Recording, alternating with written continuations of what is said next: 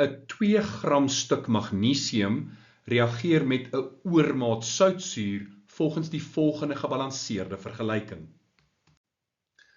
Watter verandering sal die opbrengs van waterstofgas verhoog? Die korrekte antwoord is B. Kom ons kyk na die verkeerde opsies. A.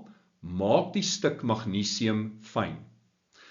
As ons die magnesium fyn maak, dan gaan dit die reaksietempo verhoog want daar's 'n groter oppervlakarea wat uit die aard van die saak lei tot meer effektiewe botsings per eenheid tyd, hoër reaksietempo, maar dit gaan nie lei tot 'n hoër opbrengs van die waterstofgas nie.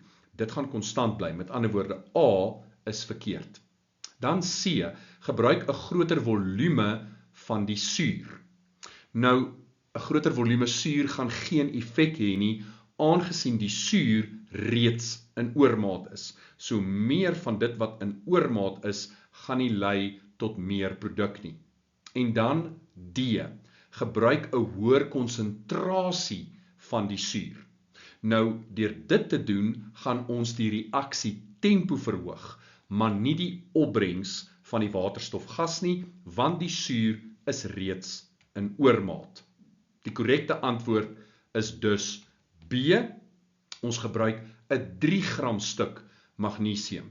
Daar's 'n hoër massa van die beperkende reaktans en dit sal met ander woorde die opbrengs van die produkte verhoog.